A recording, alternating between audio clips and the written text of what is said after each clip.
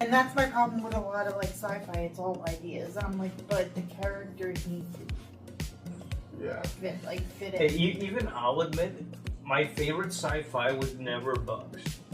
My favorite sci-fi was Star Trek. It's TV. It still is. It always will be. I haven't picked up any sci-fi books that I can honestly say has been better than how Star Trek has explored those same ideas. Not worse.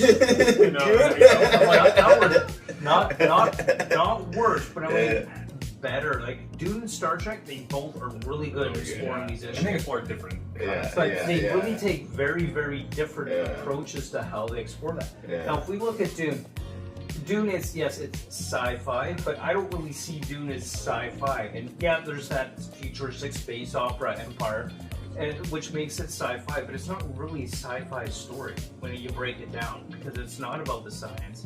It's about the philosophy. It's about ecology. It's about politics. It's not really about science fiction. And I mentioned this to you before, Rebecca, is that the best sci-fi isn't about sci-fi. Yeah. Once sci-fi becomes about the sci-fi, it's not the best sci-fi anymore. It's about the philosophy. It's about exploring a sci-fi setting to explore those issues and ideas. And that's why things like Dune and Trek are so good. Star Wars is okay but it's way too black and white for me. You know, there's a clear good guys, there's clear bad guys. And by the way, I really don't think the Jedi are the good guys. But that's oh no, especially in the prequel trilogy. Yeah. They're very dogmatic and authoritative. Expanse was a great story, but it's also very much as much sci-fi as it is about ideas. Dune, on the other hand, if you didn't know what science fiction was, you probably wouldn't think it's science fiction at all. At the same time, though, with Star Trek, like you could theoretically, on the same context, you could, let's say, place that sailing ship on an ocean, on Earth, or like an Earth-like planet, and this sailing ship is just going to different islands or encountering different ships on the ocean and having the same exact themes. And then I think, like, to your point, like you can divorce, at a certain sense, the sci-fi that's not so much hung up on the hard technology aspect. You can kind of make it fantastical, because really at the end of the day, like fantasy and science fiction are basically the same concept, and it's just fantasy is more like wood and science fiction is more like metal. Futuristic. I think I like my fantasy hard and my sci-fi soft. Interesting. Yeah. It's weird to think about. I love my Yeah. hard magic systems, but with science fiction, you can have good hard sci-fi, but I want science fiction that doesn't talk about the science. You know, I wanted to explore these concepts and ideas, and that's part of what makes things like Dune so good, is because they explore those ideas without relying on the science side of it to really explore it, but the science fiction setting provides a exceptionally well-placed setting to explore those ideas. Yeah. Okay, Drew. Let's go back to Sanderson for a second, because I got a bit of a rebuttal here. For the record, I did not bring him up this time. Let me hear what you think. So for me, it's clear that Sanderson likes to experiment with many different concepts of magic. Yeah. And he writes a lot. But for me, I think he's lost some of that like mysticism as an author, because he's written so much, and it's like you know it's coming so frequently, like we were saying, in the Marvel universe, and I don't know, I just think it's less enjoyable for me because of that, because it seems to be kind of predictable, and his concepts are just, sometimes they can be like a little too much off the edge of like making it really make it really immersive. And yeah, that's what I think. What do you think about that? I think a lot of his author mysticism has been lost, and therefore his storytelling. You know, so his books. basically his ideas don't seem fresh anymore. Yeah. Or his not I don't want to say plot, but the thread of his stories are like predictable, basically. Like he's definitely moved from like this kind of obscure, no one really knows this author, you know, kind of sitting on edge of the fantasy community to definitely more mainstream and pop culture for sure. He's definitely the most mainstream without like a TV or movie adaptation. Like it's not like a George R. R. Martin mainstream, but outside of that, he's the most mainstream. And you know, I kind of get where you're coming from, but for myself at least, I feel like I'm so invested in the Cosmere now that I couldn't stand not knowing how the Cosmere universe comes to a completion. I need to know more. It's definitely come into the more pop culture mainstream, less mystery behind it, like you mentioned. I don't think that's necessarily inherently a bad thing for an author's writing to come more into that, you know, bigger sphere. Now, if that can affect the writing to the point, or the editing to the point where it's like, I just get stuff out because I'm making lots of money. I mean, I can't speak for Sanderson if he feels that that's what's happening, but I definitely know there are people out there that feel that way. But do you think it's because, right, like, it's because it's like, look at a writer like Stephen King. He also has a lot of stuff out there, and you can definitely tell a Stephen King book. If you don't show me the cover of a book and I read a Stephen King book, I'll know it's Stephen King.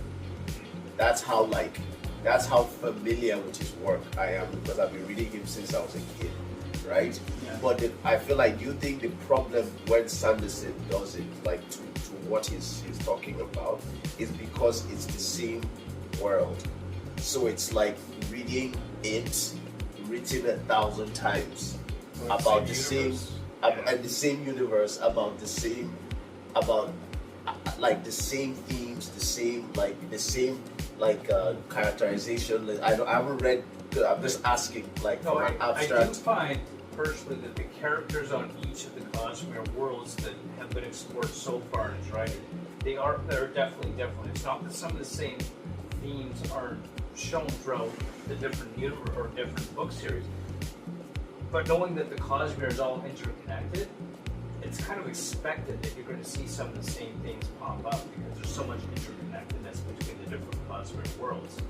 But what I love about the whole Cosmere itself is, I don't know of any other fantasy author that's come up with a concept like the Cosmere.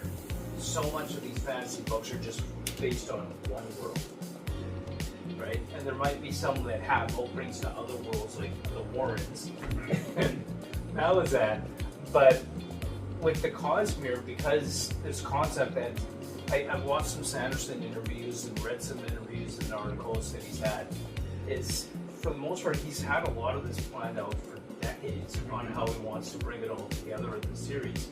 I don't know if he's particularly planned the plot of each and every book, but he's basically planned how he wants it all to come together in the end. But having that shared universe, it's going to have some of the same shared ideas between worlds, especially with world hoppers coming and influencing the cultures of the different worlds. Part of that is what, like, the great thing about that is you're able to explore. He's able to take one universe, but still explore different ways of executing some of those themes, while also having unique themes to each book, as well as the magic systems being unique, but also having a shared history and theme and mythology behind that as well, which I think is just a really awesome concept. One interview that I read on Sanderson was saying that when it was first pitched the Cosmere to the publishers, they said, "Are you insane? This is never going to work. Forget it. We're not doing this." But tenacious as Sanderson is, he refused to give up on his idea of the Cosmere, and now look where he is today. Or conveniently, 2008, which would have been when The Hero of Ages came out, the third Mistborn book, so his fourth published novel, Iron Man came out, and then the MCU began. And so shared universe type of thing became mainstream, so Cosmere then became much more tenable for the publisher. Although I think, like, at the same time, though, I kind of have that. I didn't know that, but I could see the correlation, and I could see how that might have helped. But correlation is not causation, right? But it definitely did help because it became a popular concept of the shared universe. Now became mainstream in, like, film, which then kind of trickles down into books. I feel like it's being used too much. Yeah, exactly. Now we're oversaturated. It didn't even start with Sanderson or the Marvel movies, I think. So I have one more thing to say, about Sanderson's worlds and all that. But first, I want to ask a question. I genuinely want to know, if you know, how often do Sanderson's books get reread? That's such a good question. I That don't is know. such a I good can only question. answer for myself. I enjoy listening to them on Audible, just kind of going back when I have time to just casually listen. But before the next book in the series come out, I'll often go back and dedicate. Well, you're a hardcore fan, though. Yeah. You're a hardcore Yeah, fan. yeah, Like, absolutely. I mean, I don't know how often they get reread outside of myself because, I don't generally have conversations with people say, how often do you reread Sanderson? so- Have you ever I don't know. read Sanderson? I was to say, so even when I was like a mega fan, zero. I actually very rarely reread books because thankfully, it's a double-edged sword. I have a steel trap for information that's not relevant to my real life and like work and like living. But so I'm pretty good at like book details and remembering things for a long time that I don't really need to remember. So I've never actually reread any book in Sanderson's, or even like Wheel of Time. I've never reread any of them, and I still remember basically everything. I'm like, don't quote me on like every single. So aspect. would you ever read Marathon? I don't know. I'll definitely read all 10 books first before I make that decision. But I might not. It depends, because I do want to move on to like the Esselmont books as well, and I don't want to just kind of Stay stuck. rehash No, I everything. found what I really enjoy for my rereads is rereading along and immersive reading with Audible. Mm. I found that's how I really enjoy doing the reread. And after I've reread it once to there, I might just add it to like an eventual casual list later on. If it's something I super enjoy. But that's how I found, it's funny, I didn't used to reread it all. Yeah. Ever. It's like, I don't get it. Why do people rereading stuff? Like, there's so many more other books out there to start reading. I never understood that. But then once, going back to Sanderson, once the next Sanderson book was out, it'd been so many years that I wanted a refresher on that. So I got on Audible, I downloaded the books, and I started listening to them. And now I'm just like hooked on rereading stories that I absolutely love. So now I'm rereading one and then there's another book I have on the go always. That's always a first time read. So I always got at least 2 books on the go. A reread and a new read. So basically, in conclusion, to like bring everything together, right? This is either the point in the Cosmere world where it's just the dip before like the crazy rise, the rise that Sanderson becomes even more legendary than he which already I'm is. very optimistic Or- will be. Or this is the beginning of the decline. That's where I'm at. Yeah. See, one Yeah. more thing Don't that say that, man. I don't want to hear that. That's the duality of man right here.